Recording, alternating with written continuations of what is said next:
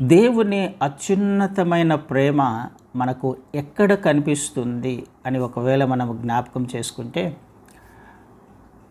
తండ్రి అయిన దేవుని యొక్క ప్రేమ 3 విషయాలలో లేకపోతే 3 చోట్ల కనిపిస్తుంది అని నాకు అనిపిస్తుంది. తండ్రి ప్రేమ 3 ప్రదేశాలలో 3 చోట్ల ఆయన ప్రేమ స్పష్టంగా కనిపిస్తుంది. మొదటిది, ఆయన తన స్వరూపమును తన పోలికను మనకివ్వడంలో. నా బిడ్డలు నా స్వరూపములోనే ఉండాలి, నా పోలికలోనే ఉండాలి, వేరే విధంగా ఉండకూడదు, వేరే రూపంలో ఉండకూడదు కదండి. తండ్రి యొక్క ప్రేమ అది, తండ్రి యొక్క చిత్తం అది.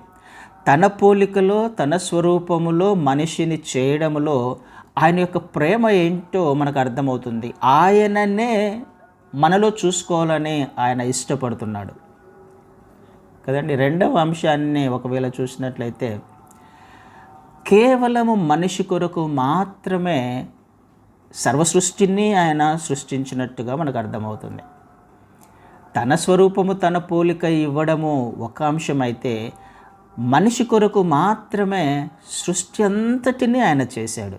అందులో కూడా మనకు ఎలాంటి సందేహం లేదు. మన కొరకు మాత్రమే, మనిషి కొరకు మాత్రమే ఈ సృష్టి సృష్టించబడింది కదండి.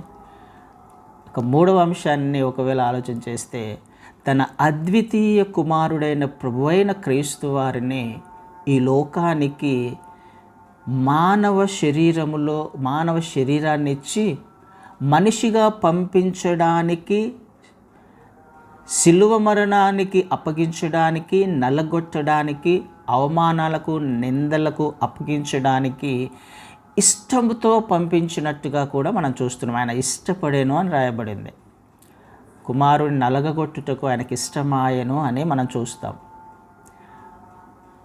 తన కుమారుణ్ణే ఈ లోకానికి పంపించడానికి ఇష్టపడడంలో ఆయన యొక్క ప్రేమ ఏంటో మనకు అర్థమవుతుంది. ఆయన అత్యున్నతమైన ప్రేమ ఇక్కడ మనకు కనపడుతుంది. ఈ 3 అంశాల్లో తండ్రి యొక్క ప్రేమ ఏంటో మనము అర్థం చేసుకోవచ్చు కదండి. అదేవిధంగా క్రీస్తు వారి ప్రేమను కూడా మనం ఒకవేళ ఆలోచన చేస్తే, అది తండ్రి ప్రేమ, క్రీస్తు వారి ప్రేమ కూడా మనకు 2 చోట్ల ఖచ్చితంగా కనిపిస్తుంది. తండ్రి మనిషిగా నువ్వు ఈ లోకంలోకి వెళ్ళాలి అని అన్నప్పుడు, కుమారునిగా ఆయన ఏమాత్రం ఎదురు చెప్పకుండా తండ్రి చిత్తానికి తల వంచి, తన దైవత్వాన్ని విడిచిపెట్టి, తన మహిమను విడిచిపెట్టి, తండ్రితో ఉండే భాగ్యమును, సమానముగా ఉండే భాగ్యమును కూడా విడిచిపెట్టి ఈ లోకంలో దాసుని స్వరూపము ధరించుకోవడానికి ఇష్టపడడంలో ఆయన యొక్క ప్రేమ ఏంటో మనకు అర్థమవుతుంది కదండి. ఆయన చెప్పొచ్చు, అయ్యా నేను వెళ్ళి నేను కూడా నీ కుమారుణ్ణే కదా, నాకు దైవత్వం ఉంది, నేను దేవుణ్ణే, మనిషిగా పుట్టడం ఏంటి, సరే మనిషిగా పుట్టినా ఒక దాసునిగా వెళ్ళడం ఏంటి, అందులో మళ్ళీ హింసలు పడాలి, అవమానాలు పొందాలి, మొహం మీద ఉమ్ము వేయించుకోవాలి, ఇదంతా అవసరమా అని అనొచ్చేమో. కానీ అలా అనలా. తండ్రి ఒక మాట చెప్తే దానిని అంగీకరించి, విధేయత చూపించి, తండ్రి చిత్తానికి తల వంచి, తండ్రి ఏదైతే కోరుకున్నాడో ఆ విధంగా రావడానికి ఇష్టపడడంలో ప్రభువైన క్రీస్తు వారి యొక్క ప్రేమ ఏంటో మనకు అర్థమవుతుంది కదండి. తండ్రి ప్రేమ ఒక ఎత్తు అయితే, క్రీస్తు వారి యొక్క ప్రేమ అత్యున్నతమైనది. దానిని అంగీకరించాడు, అలా వెళ్ళడానికి ఇష్టపడ్డాడు. ఇంకొక చోట మనం చూస్తాం, లూకా సువార్త 23:34 తండ్రి వీరేమి చేయుచున్నారో వీరికి తెలియదు, క్షమించుమని శిలువ మీద పలికిన మొదటి మాటను కూడా మనకు గమనించవచ్చు. ఈ లోకంలోకి శరీరధారిగా రావడానికి ఎంత ఇష్టపడ్డాడో, ఆయన ప్రేమ కనిపిస్తుందో, తెలిసి తన ప్రజలే, తన వాళ్ళే ఎన్నో అవమానాలకి నిందలకి గురి చేస్తూ ఉన్నప్పుడు, సిలువ వేయమని ఆయనను పదే కేకలు వేస్తున్నప్పుడు, తన ప్రజలే తనను సిలువ మరణానికి అప్పగించినా కానీ తను చేస్తున్న ఒక ప్రార్థన ఉంది చూసారా, తండ్రి వీరేం చేయుచున్నారు, వీళ్ళకి తెలియట్లేదయ్యా, వీళ్ళని క్షమిస్తావా అని చేస్తున్న ప్రార్థనలో ఆయన యొక్క ప్రేమ ఏంటో మనకు అర్థమవుతుంది.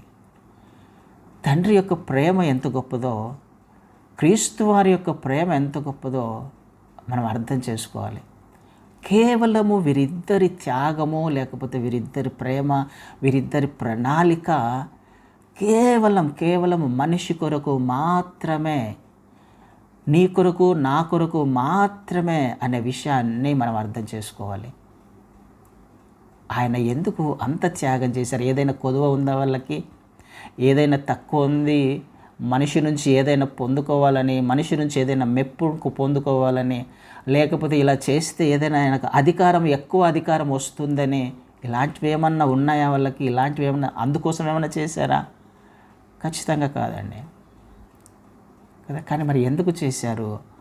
అంతగా వారు మన కొరకు చేస్తున్న ఆ ప్రేమ మనిషికి అర్థమవుతుందా లేదా అనే విషయాన్ని మనం ఆలోచన చేయాలి.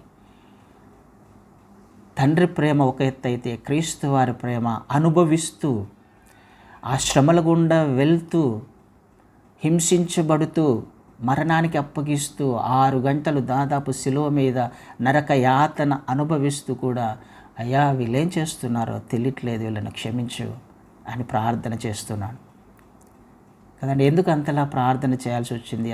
వాళ్ళు నిజంగానే తెలియక చేస్తున్నారా? తన ప్రజలు తెలియక చేస్తున్నారా?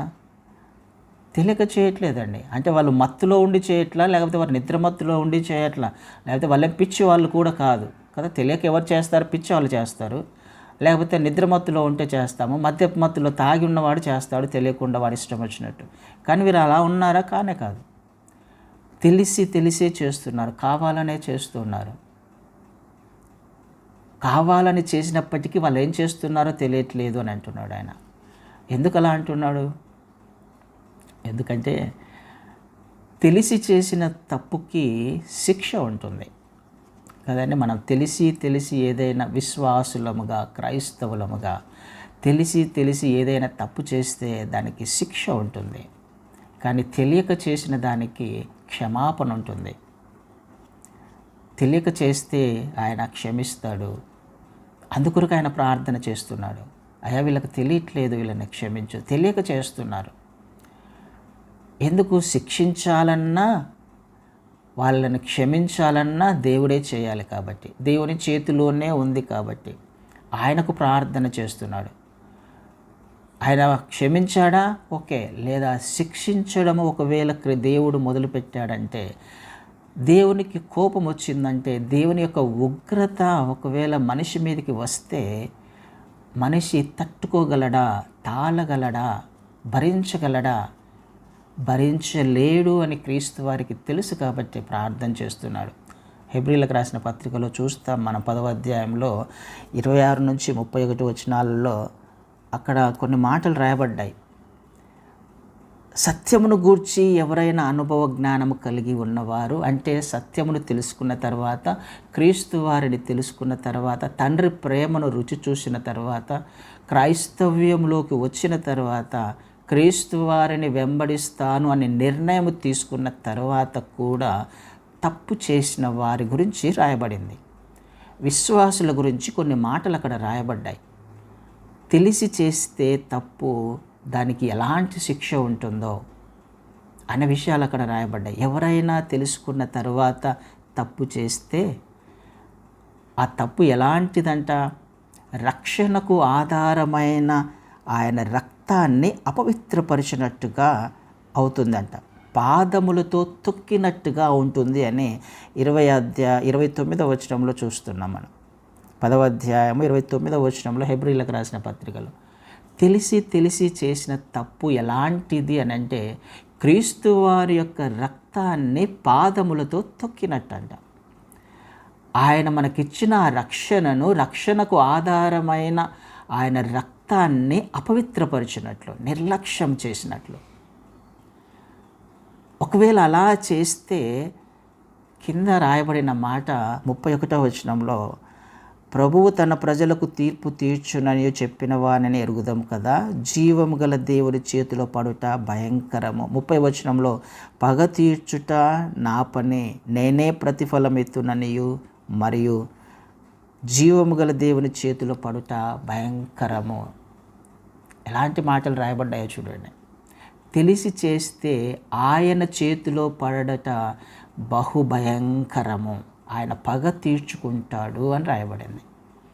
తెలిసి చేసిన తప్పుకి ఆ శిక్ష ఎలా ఉంటుందో క్రీస్తు వారికి తెలుసు. ఆయన కోపము ఎలా ఉంటుందో, ఆయన ఉగ్రత ఎలా ఉంటుందో, మనిషిని ఎంతగా నాశనం చేస్తుందో క్రీస్తు వారికి తెలుసు. ఆయన ప్రేమను నిర్లక్ష్యం చేస్తే, అంతగా ఆయన మనల్ని ప్రేమించి సృష్టినే ఆయన మన కొరకు సృష్టించినప్పుడు, తన స్వరూపాన్ని ఆయన మనకిచ్చినప్పుడు, తన కుమారుణ్ణి సైతం మరణానికి అప్పగించడానికి ఇష్టపడ్డప్పుడు, నల్లగొట్టడానికి ఇష్టపడ్డప్పుడు, అంటే ఏమర్థమవుతుందండి మనకి? కుమారుణ్ణే విడిచిపెట్టడానికి ఇష్టపడ్డాడు అని అంటే కుమారుని కంటే మనకు ఆయన విలువిస్తున్నాడనే అర్థం. కుమారుని కంటే మనల్ని ఎంత ప్రేమిస్తున్నాడు, ఎంత ప్రేమ కలిగిన వాడు అనే కదా మనకు అర్థం.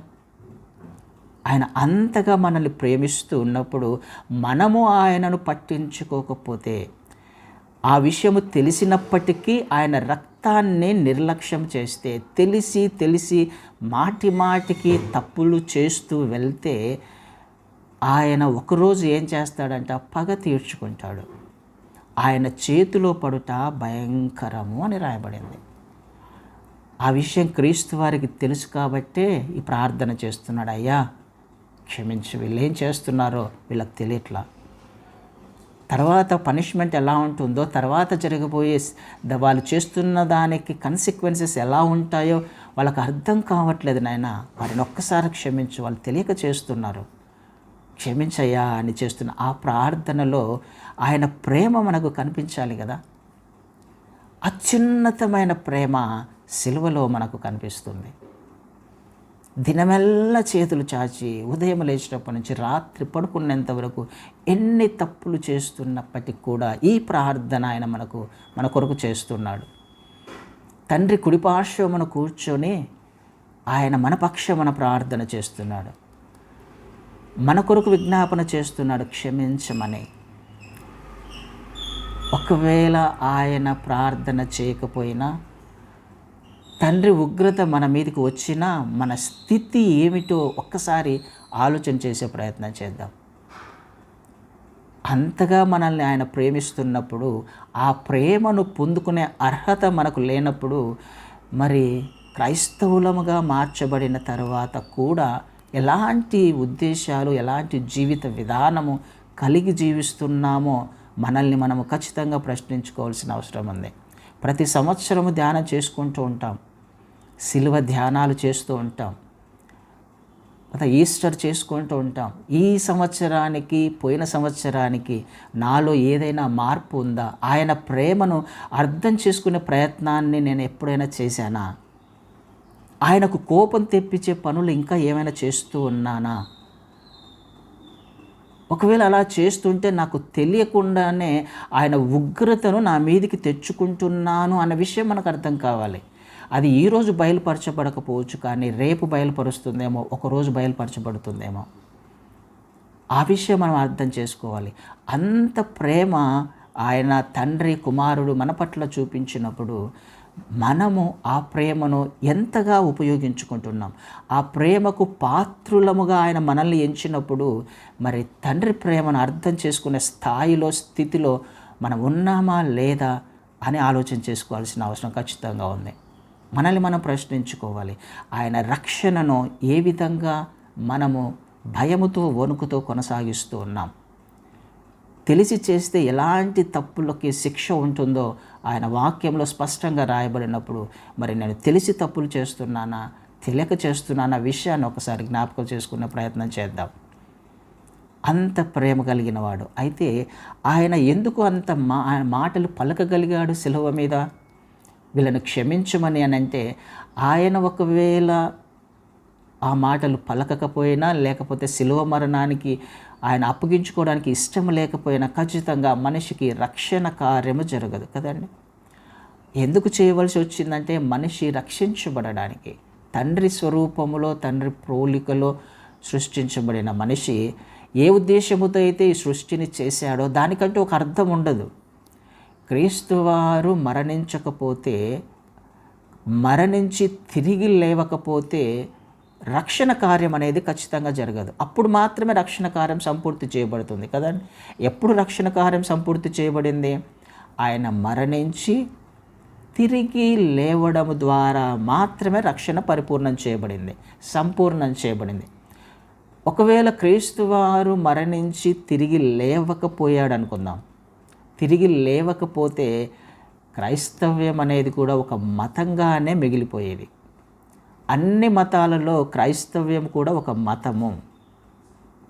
అలాంటప్పుడు ఎలాంటి గొడవలు ఉండేవి కాదు, ఎలాంటి కొట్లాటలు ఎవరు కూడా, ఏ క్రైస్తవుడు ఏ విశ్వాసి కూడా శ్రమలు పడాల్సిన అవసరం ఉండేది కాదు, శ్రమలు గుండా వెళ్ళాల్సిన అవసరం ఉండేది కాదు. ఎందుకు? ఆయన కూడా ఒక దేవుడే, ఆయనది కూడా ఒక మతమే, క్రైస్తవ్యం అనేది కూడా ఒక మతమే అయిపోయేది కదండి. అందుకొరకైతే క్రీస్తు వారు రావాల్సిన అవసరం అంతకంటే లేదు. కానీ ఎందుకు వచ్చారు? ఆయన మరణించి తిరిగి లేవడం ద్వారా మనిషికి రక్షణ మార్గాన్ని సిద్ధపరచడానికి. అంటే ఆయన మరణించి తిరిగి లేవడం ద్వారా ఇది మతము కాదు, ఇది ఒక మార్గము, పరలోకానికి వెళ్ళే మార్గము అని చెప్పడానికి ఆయన అంతగా సహించాడు, అంతగా భరించాడు. లేకపోతే అందరూ కూడా చచ్చిన స్థితిలో ఉండేవాళ్ళే, అందరూ కూడా పాపములో ఉండేవాళ్ళే, నరకానికి మాత్రమే పాత్రులై ఉండేవాళ్ళు కదండి. ఆయన రక్షణ కార్యం ఎప్పుడు సంపూర్తి చేయబడింది? తిరిగి లేవడం ద్వారా మాత్రమే. మరణించి తిరిగి లేవడం ద్వారా మాత్రమే ఆ రక్షణ కార్యము సంపూర్తి చేయబడింది. లేకపోతే ఆయన సమాధి కూడా అందరి సమాధుల్లో ఒక సమాధిగా ఉండేది, క్రైస్తవ్యం కూడా ఒక మతముగా ఉండేది అనే విషయాన్ని మనము ఖచ్చితంగా జ్ఞాపకం చేసుకోవాలి. ఆయన మరణించి తిరిగి లేవడం ద్వారా జరిగిన అద్భుతం ఏంటంటే, ఆయన మరణించి ఆయనలో ఉన్న జీవము ద్వారా తిరిగి లేవడము ద్వారా ఆయనలో ఉన్న జీవాన్ని ఆయన మనకు అనుగ్రహించాడు. రోమీయులకు రాసిన పత్రిక 8వ అధ్యాయంలో ఒక మాట ఉంది. 8వ అధ్యాయం 11వ వచనంలో, మృతులలో నుండి యేసును లేపిన వాని ఆత్మ మీలో నివసించిన ఎడల, మృతులలో నుండి క్రీస్తు యేసును లేపినవాడు చావునకు లోనైన మీ శరీరములను కూడా మీలో నివసించుచున్న తన ఆత్మ ద్వారా జీవింపచేయును. ఆయన ఏ విధంగా తిరిగి లేచాడో, ఏ విధంగా తండ్రి ఆయనను తిరిగి లేపాడో, ఏ విధంగా ఆయనలో జీవము ఉండి ఆయన జీవాధిపతిగా తిరిగి లేవగలిగాడు, పునరుద్ధానుడై తిరిగి లేచాడో, ఆయనలో ఉన్న జీవమే మనలో ఉన్న ఎడల, ఒకవేళ ఆయన అంగీకరించిన మనము కూడా, ఆయన యందు విశ్వాసం ఉంచిన మనల్ని కూడా ఆయన ఒకరోజు లేపబోతున్నాడు. పరలోకానికి మార్గం అదే, పరలోకానికి వాళ్ళను కూడా ఆయన తీసుకుని వెళ్ళిపోబోతున్నాడు. హల్లెలూయా. అదొక మార్గం అండి. ఆయన లేచాడు కాబట్టి ఆయన యందు విశ్వాసం ఉంచిన మనము కూడా ఒకరోజు లేవబోతున్నాం. ఆయన మనల్ని కూడా లేపబోతున్నాడు తన ఆత్మ ద్వారా. అయితే ఆయన ఆత్మ మనలో నివసించాలి. ఆయన ఆత్మ మీలో నివసించిన ఎడల ఎప్పుడు నివసిస్తుంది? ఆయన యందు విశ్వాసం ఉంచి ఆయన నామములో బ్యాప్టిజం తీసుకొని పరిశుద్ధాత్మ అనే వరమును పొందుకొని రక్షణను భయముతో కొనసాగిస్తూ జీవిస్తున్నప్పుడు, తెలిసి తప్పులు చేయకుండా సరిచేయబడుతూ మనము జీవిస్తున్నప్పుడు, ఆయన ఆత్మ మనల్ని నడిపిస్తూ ఉన్నప్పుడు, ఆయన మనల్ని కూడా ఈ లోకానుసారంగా చనిపోయిన తర్వాత మనల్ని కూడా ఒకరోజు లేపబోతున్నాడు. పరలోక రాజ్యానికి ఆయన తీసుకువెళ్ళబోతున్నాడు. సిలువలో జరిగిన కార్యం అది. ఆయన తిరిగి లేవడం ద్వారా మాత్రమే మనము కూడా తిరిగి లేవగలుగుతాం. ఆయన మార్గములో మనం కూడా వెళ్ళగలుగుతాం.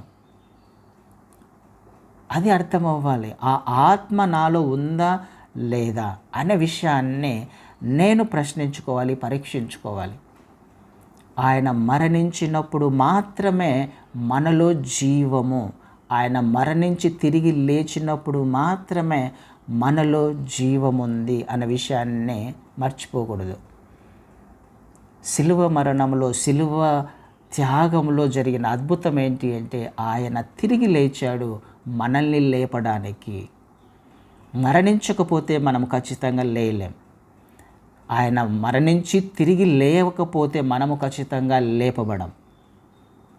ఆయన మరణించాడు కాబట్టే ఆయన ద్వారా ప్రపంచంలో అనేక మంది ఈనాడు జీవించగలుగుతున్నారు, పరలోక రాజ్యానికి వారసులుగా చేయగలుగుతున్నారు.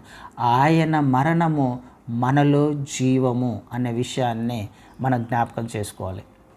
ఇందాక చదవబడిన వాక్య భాగంలో యోహాను సువార్త 12వ అధ్యాయంలో గోధుమ గింజ భూమిలో పడి చావకుండిన ఎడల అది ఒంటిగానే ఉండును, అది చచ్చిన ఎడల విస్తారముగా ఫలించును. ఒక యజమాని గోధుమ పంట వేస్తున్నాడు. గోధుమ పంట వేసినప్పుడు తను వేసిన పంట 100 fold రావాలి అని అంటే, లేకపోతే ఎక్కువ పంట చేతికి రావాలి అని అంటే వేసిన ప్రతి విత్తనము కూడా ఏమవ్వాలి? భూమిలో పడి అది చచ్చిపోవాలి. భూమిలో పడి చచ్చిపోయినప్పుడే దానిలో ఉన్న జీవము బయటకు వస్తుంది. ఒక్కొక్క గోధుమ గింజలో నుంచి ఎన్ని గోధుమ గింజలు వస్తాయి? అనేకమైన గోధుమ గింజలు వస్తాయి కదండి. ఎన్ని గోధుమ గింజలు చచ్చిపోతే అంత పంట చేతికి వస్తుంది కదా. వేసిన ప్రతి విత్తనము కూడా చనిపోవాలి, నేలలో పడి చనిపోవాలి. చనిపోతేనే పంట చేతికి వస్తుంది. అత్యధికంగా ఎన్ని గోధుమ గింజలు, ఎక్కువ గోధుమ గింజలు చనిపోతే అప్పుడు అందులో నుంచి జీవము బయటకు వస్తుంది, పంట చేతికి వస్తుంది. అయితే ఏ గోధుమ గింజ చనిపోకపోయినా, ఎన్ని గోధుమ గింజలు చనిపోకుండా ఒంటిగా ఉండడానికి ఇష్టపడతాయో అంత పంట నష్టమైంది యజమానికి అని అర్థం కదండి. ఎందుకు ఆయన మరణించి తిరిగి లేచాడు అని అంటే అనేక మందిని జీవింపచేయడానికి. ఆయన ప్రేమ ఏంటి అని అంటే సకల మానవాళి కూడా తిరిగి పరలోక రాజ్యం చేరుకోవాలి అని, అందరూ రక్షణలోకి రావాలి అన్నది, ఏ ఒక్కరు కూడా నశించిపోకూడదు అని. ఇదే విషయాన్ని మన పట్ల కూడా నెరవేర్చమంటున్నాడు ఆయన. అంటే మనల్ని కూడా ఏం చెప్పడానికి ఆయన ప్రయత్నం చేస్తున్నాడు ఈ వాక్యం ద్వారా. గోధుమ గింజ ఏ విధంగా అయితే చచ్చిపోతుందో, నేలలో పడి చచ్చిపోతుందో, అలా చనిపోకుండా నీవు నీ ఎదుటి వారిలో జీవాన్ని తీసుకురాలేవు అని మాట్లాడుతున్నాడు కదండి. ఆయన మనకి కొన్ని పనులు అప్పగించాడు. ఆయన ఆత్మ మనలో ఉంది. ఈ ఆత్మ ఏమవ్వాలి? ఫలించాలి కదా. ఆయన ఉద్దేశమే అది. ఎందుకు ఆయన మనల్ని సృష్టించాడంటే ఫలించడానికి. ఎప్పుడు ఫలిస్తాను నేను? చచ్చిపోయినప్పుడు ఫలిస్తాను. క్రీస్తు వారిని ఇన్ని సంవత్సరాల నుంచి కూడా మనం ఎందుకు ధ్యానం చేసుకుంటున్నాం? ఆయన మార్గాలను ఎందుకు బోధించుకోగలుగుతున్నాం? ఇంకా ఎందుకు నలుమూలల, ప్రపంచంలోని నలుమూలల ఎక్కడెక్కడో ఉన్న వాళ్ళు కూడా క్రీస్తు వారిని తెలుసుకొని రక్షణలోకి రాగలుగుతున్నారు? ఆయనలో ఉన్న జీవం ఇంకా పనిచేస్తుంది కాబట్టి కదండి. ఆయన మరణించి తిరిగి లేవడం ద్వారా ఆ మరణము ఎదుటి వారిలో జీవాన్ని ఇస్తుంది కాబట్టి. అదేవిధంగా నా కుటుంబంలో, మీ కుటుంబాలలో, మీ స్నేహితులలో, మీ బంధువులలో, మీ చుట్టుపక్కల అనేక మంది రక్షణ లేని వారు ఉన్నారు. వీళ్ళల్లో రక్షణ కార్యం జరగాలి అంటే, వాళ్ళలో జీవం రావాలి అని అంటే, వాళ్ళు కూడా రక్షణ మార్గంలో నడిచి పరలోక రాజ్య వారసులుగా చేయబడాలి అని అంటే నేను చచ్చిపోవాలి. కానీ గోధుమ గింజ చచ్చిపోతేనే జీవం బయటకు వస్తుంది. నేను చనిపోకుండా ఎదుటివారి జీవితంలో రక్షణ కార్యము ఖచ్చితంగా జరగదు. ఎదుటివారిలో జీవము ఖచ్చితంగా తీసుకురాలేం. ఆ ఒంటిగా ఉండే ప్రయత్నం చేసిందనుకోండి ఆ గోధుమ గింజ, అది కుళ్ళిపోయి అలాగే ఉండి అది పగిలిపోకుండా ఆ షెల్ ఏదైతే ఉందో చుట్టూ దాన్ని గోధుమ గింజకు కొంచెం గట్టిగా ఉంటుంది కదా, ఆ షెల్ పగిలిపోవాలి, ఆ కఠినంగా ఉండేది పగిలిపోవాలి. పగిలిపోతేనే అందులో ఉన్న మెత్తని స్వభావము, అందులో ఉన్న జీవపు స్వభావము బయటకు వస్తుంది.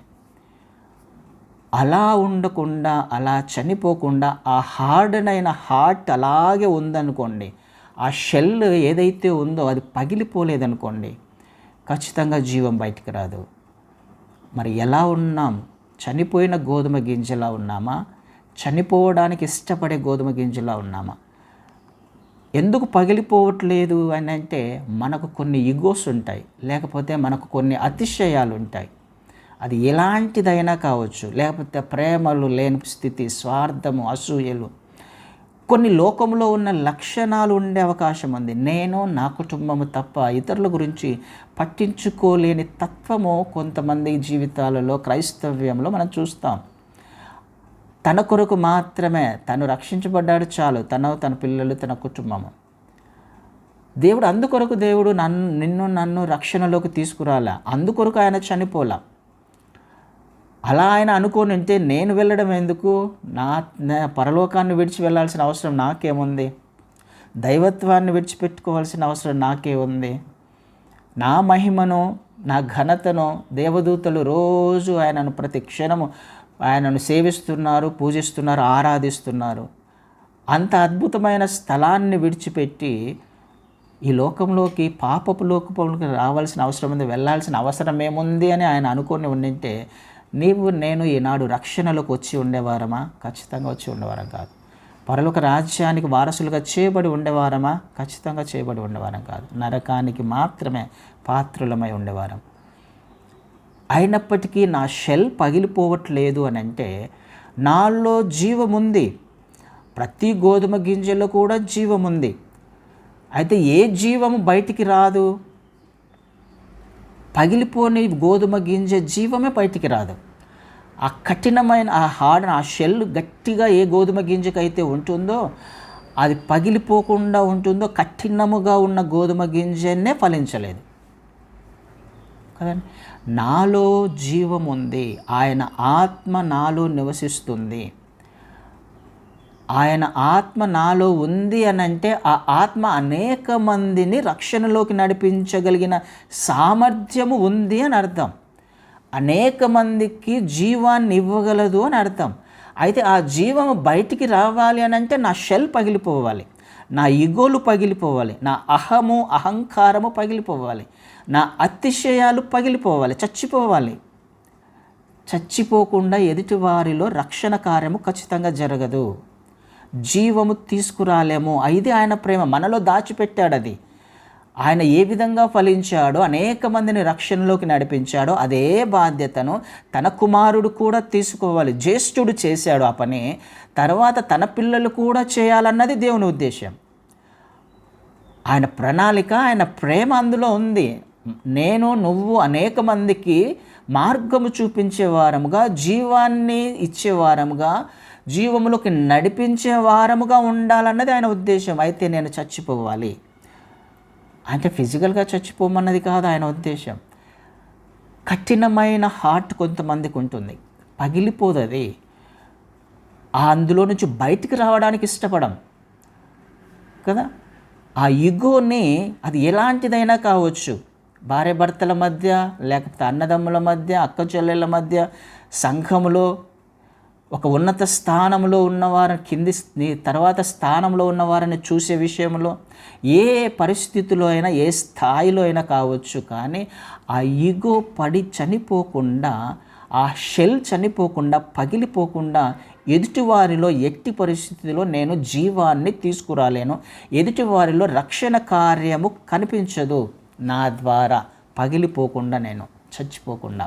అందుకే కింద ఏమని రాయబడింది? ఎవరైనా తన ప్రాణమును ప్రేమించువాడు దానిని పోగొట్టుకును అని రాయబడింది. అలా చచ్చిపోవడానికి ఇష్టం లేకుండా అలాగే ఉండడానికి ఎవరైనా ఇష్టపడ్డారు, అతని వల్ల యజమానునికి ఏమైనా ప్రయోజనం ఉందా? చనిపోని విత్తనము వలన, గోధుమ గింజ వలన యజమానికి ప్రయోజనం లేదు. అది కుళ్ళిపోతుంది అంతే, ఒకరోజు చనిపోతుంది, పనికి రాకుండా చనిపోతుంది.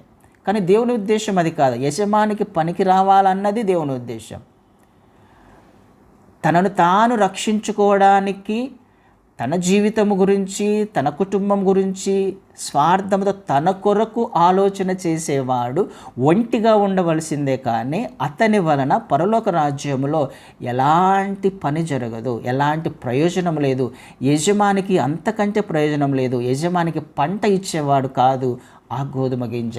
చనిపోని గోధుమ గింజ యజమానికి పంటను ఇవ్వదు, ప్రయోజనం లేదు. నేను ఎలా ఉన్నాను? ప్రయోజనకరంగా ఉన్నానా లేదా? నా షెల్ పగిలిపోతుందా? నా ఈగోస్ సందర్భాలు రావచ్చు. అనేక అవమానాల గుండా మనం వెళ్తున్నప్పుడు, నిందల గుండా వెళ్తున్నప్పుడు, ఒకరు ఒక మాట అన్నప్పుడు, ఆయన అనేక అవమానాల గుండా వెళ్ళాడు. అందుకే కదా ఆయన శ్రమలలో కూడా విధేయత నేర్చుకున్నాడు కదండి. ఎన్నో అవమానాల గుండా వెళ్ళి బదులు మాట్లాడలే, బదులు దూషించలా. అలాంటి స్థితి గుండా నేను అది చనిపోవడం అంటే, ఆ పరిస్థితిలో వెళ్తున్నప్పుడు నేను మాట్లాడకుండా ఉండడం, నా సెల్ఫ్ చచ్చిపోవాలి, బయటపడకూడదు. అప్పుడు మాత్రమే జీవం బయటకు వస్తుంది, అప్పుడు మాత్రమే ఎదుటి వారిలో కార్యం జరుగుతుంది. అందుకని పౌలు గారు కూడా ఒక చోట 2 కొరింథియన్స్లో ఒక మాట అంటాడు. 2 కొరింథీ 4వ అధ్యాయంలో 10వ వచనంలో 4:10లో యేసు యొక్క జీవము మా శరీరమందు ప్రత్యక్షపరచబడుటకై యేసు యొక్క మరణానుభవమును మా శరీరమందు ఎల్లప్పుడూ వహించుకొని పోచున్నాము కదండి. ఏలైనగా యేసు యొక్క జీవము కూడా మా మర్త్య శరీరమునకు ప్రత్యక్షమైన అనుకుంటూ కింద రాస్తున్నాడు. మాలో 12వ వచనంలో కావున మాలో మరణమును మీలో జీవమును కార్యసాధకమగుచున్నవి. మాలో మరణము మీలో జీవము, ఇది జరగాలి. పౌలు గారు ప్రతి క్షణము మరణిస్తున్నాడు కదా. ఎన్నో నిందలు, ఎన్నో దెబ్బలు తిన్నాడు, ఎన్నో అవమానాలు, ఎన్నోసార్లు చచ్చిపోయేవాడు బ్రతికి బయటపడ్డాడు. ఎన్నో రకాలుగా హింసించబడి అనేక మందిని రక్షించుకున్నాడు. దేవుడు కూడా ఇది మన నుంచి ఎక్స్పెక్ట్ చేస్తున్నాడు. మనలో మరణమే ఎదుటివారిలో జీవాన్ని తీసుకుని వస్తుంది. నేను చనిపోయినప్పుడే ఎదుటివారిని రక్షణలోకి నడిపించగలను. నేను తగ్గించుకున్నప్పుడే, ఆయన ప్రేమను చూపించినప్పుడే, నా పట్ల ఆయన అత్యున్నతమైన ప్రేమ ఎంతగా చూపించాడో అదే ప్రేమను నేను చూపించినప్పుడే, అదే శ్రమలను, అదే అవమానాలను, అదే తగ్గింపును నేను చూపించినప్పుడే ఎదుటి వారిలో కూడా ఆ కార్యం జరుగుతుంది. కానీ ఒకవేళ అలా చేయకపోతే నేను ఒంటిగా ఉండవలసిన వాడనే, నా వలన పరలోక రాజ్యంలో ఎలాంటి ప్రయోజనం లేదు. పరలోక రాజ్యంలో నేను ఎలాగూ కూడా పనికిరాను, దేవునికి అసలు పనికొచ్చేవాడినే కాను, నా వలన ప్రయోజనం లేదు అనే విషయం మనం జ్ఞాపకం చేసుకోవాలి. అంటే ఏంటి అర్థం? కావాలనే నేను తప్పు చేస్తున్నాను కదండి. ఆయన రక్షణ ఇచ్చింది అనేక మందిని రక్షణలోకి నడిపించడానికి. అలాంటిది ఆ కార్యము చేయకుండా నేను ఆయన రక్తాన్ని నేను అలక్ష్యం చేస్తున్నాను, ఆయన చిత్తాన్ని, ఆయన ప్రేమను అలక్ష్యం చేస్తున్నాను, ఆయన ఉద్దేశాలను అలక్ష్యం చేస్తున్నాను అంటే అర్థం ఏంటి? ఆయన రక్తాన్ని తొక్కుతున్నాను అనేగా అర్థం. తప్పు చేస్తున్నాను, పాపం కావాలనే చేస్తున్నాను అనేగా అర్థం. అంటే ఆయన ఉగ్రత మనలోకి వచ్చే అవకాశం ఉంది. నేను తగ్గించుకోకపోయినా, ఆయన లక్షణాలను నేను చూపించే ప్రయత్నం చేయకపోయినా నేను ఉగ్రతకు గురయ్యే అవకాశం ఉంది. అందుకనే క్రీస్తు వారు ప్రార్థన చేస్తున్నాడు. ఆ ప్రేమను అర్థం చేసుకునే ప్రయత్నం చేద్దాం. మనం ఎన్నిసార్లు తప్పులు చేసినా, ఆయనను ఎన్నిసార్లు సిలువ వేసే ప్రయత్నం చేసినా, ఆయనకు అవమానకరంగా జీవించే ప్రయత్నం చేసినా, ఆయన మన గురించి ప్రార్థన చేస్తూనే ఉన్నాడు, విజ్ఞాపన చేస్తూనే ఉన్నాడు. ఆయన ప్రేమను అర్థం చేసుకునే ప్రయత్నం చేద్దాం. ఎందుకొరకు ఆయన మనల్ని రక్షించుకున్నాడో ఆ రక్షణ కార్యము మన కుటుంబాలలో, మన జీవితాలలో, మన స్నేహితుల మధ్య చూపించే ప్రయత్నం చేద్దాం. అనేక మందిని రక్షణలోకి నడిపిద్దాం. దేవునికి ఇష్టమైన పంటను, యజమానికి ఇష్టమైన అత్యధికమైన పంటను ఇవ్వడానికి మనల్ని మనము తీర్మానం తీసుకుందాం. హల్లెలూయా.